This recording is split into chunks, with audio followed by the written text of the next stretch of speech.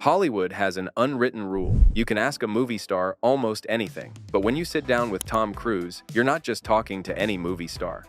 You're entering a high-stakes chess match you probably can't win. The Lauer takedown. To a counselor or a psychiatrist. Matt, you have to understand this. Here we are today, where I talk out against drugs and psychiatry. Let's begin with the interview that became a cultural landmark. It was 2005, and Tom was on a press tour for War of the Worlds. The public was at peak fascination with his personal life and beliefs. Matt Lauer on the Today Show decided this was the perfect time to wade into the deep, choppy waters of Scientology and psychiatry, specifically Cruise's recent criticism of Brooke Shields for using antidepressants. Lauer came prepared for a debate, but he clearly wasn't prepared for Tom Cruise. What followed wasn't an argument. It was a surgical dismantling. She said that this particular thing helped her feel better, whether it was the antidepressant or going to a counselor or a psychiatrist. Matt, you have to understand this. Here we are today, where I talk out against drugs and psychiatric abuses of electric shocking people, okay, against their will, of drugging children with them not knowing the effects of these drugs. Do you know what Adderall is? Do you know Ritalin? Here on the Today Show. Right. And to talk about it in a way of saying, well, isn't it okay, and being reasonable about it when you don't know, and I do. I think that you should be a little bit more responsible in knowing what it is, because you communicate to people. Nope. Cruise, without ever raising his voice, flipped the entire dynamic. He wasn't the celebrity being grilled. He was the expert correcting the uninformed. His calm, unwavering confidence and detailed talking points left Lauer scrambling. This moment went beyond a simple interview. It became a masterclass in media control. It was a clear signal to every journalist from that day forward. If you come at Tom Cruise on his core beliefs, you had better have done more than just skim the Wikipedia page. Crossing the personal line. What do you mean, Peter? You were married for 10 years? Listen, we raised children. If debating his beliefs is dangerous territory, prying into his past relationships is a guaranteed way to get shut down. Australian journalist Peter Overton found this out the hard way during a 60 Minutes interview, also in 2005. Riding the wave of public curiosity, Overton decided to ask the one question on everyone's mind about Cruise's decade-long marriage to Nicole Kidman. The love of your life? What do you mean, Peter? You were married for 10 years? Listen, we raised children. I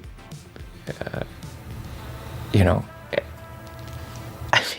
how do you answer that? How do you answer that question? She's someone that I plan on getting married again. You do? Oh, absolutely. Yeah. And having kids? Absolutely. But Nicole was a major part of your life and a love of your life at the time. I loved Nick very much. There's no question. Would you like Nicole to remarry? Yes. I want Nicole to be happy. That's what I want. And do you have a relationship where you talk, it's a parenting relationship, and talk professionally about each other's work?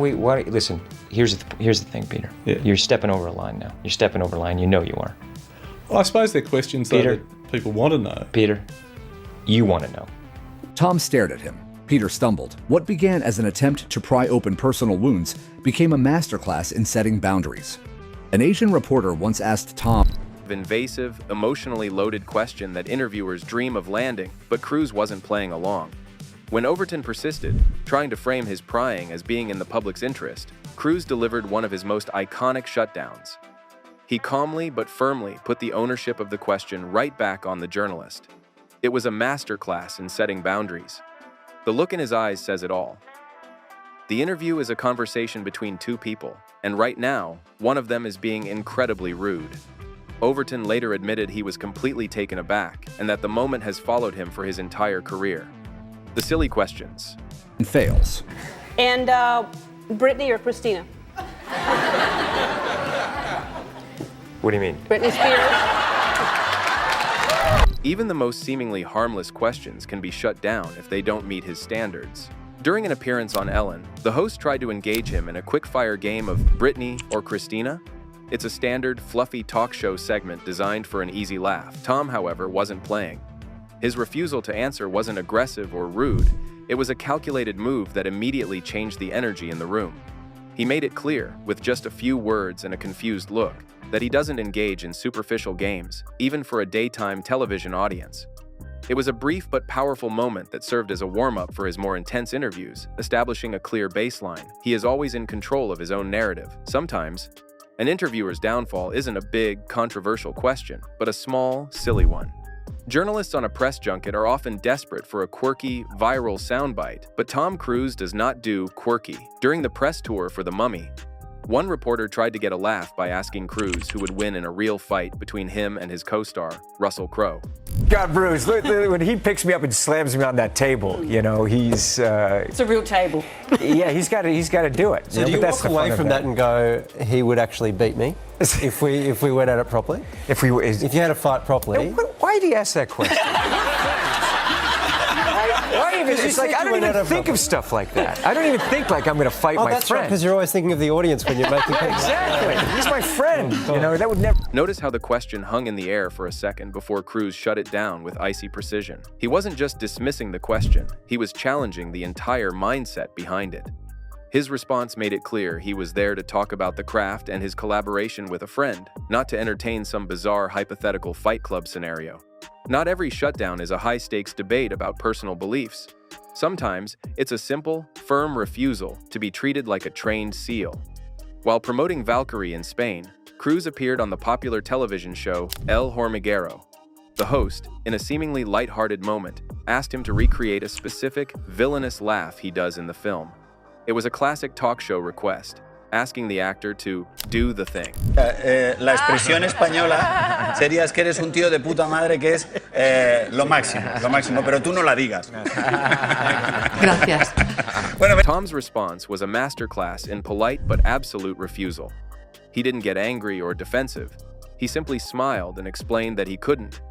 He calmly elaborated that the laugh came from the character in that specific moment, and to try and replicate it on a talk show would be inauthentic. He wasn't being difficult, he was protecting his craft. The moment reveals so much about his mindset. He isn't there to perform party tricks. He is there as a professional discussing his work, and that work is tied to a level of authenticity that he refuses to compromise, even for an easy laugh from a studio audience. Back to Mission Impossible, one of my favourite bits of tech in that movie is, of course, the masks, right? And the reveal. If you could have a mask of just an average person, no one knows who you are, and you could walk about your... In another instance, a journalist asked him if he'd ever want to wear a mask of an average person to walk around unrecognized. Again, Cruise refused to indulge the premise that his life was something to escape from, instead turning the question into an opportunity to express gratitude for his career and his connection with people.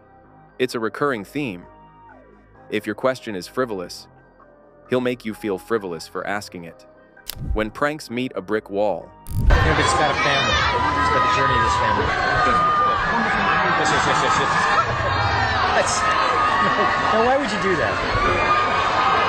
If a silly question gets a cold shoulder, a disrespectful prank gets a full-on lesson in manners. At the London premiere of War of the Worlds, a prankster from a British comedy show disguised himself as a reporter, complete with a trick microphone. Instead of asking a question, he squirted Cruise in the face with water. It was a cheap stunt designed to provoke an angry, headline-grabbing reaction. It failed spectacularly. Yes. Now, why would you do that? Why would you do that? Come here. Why would you do that? What's so funny about that? It's ridiculous. Do you like making less of people?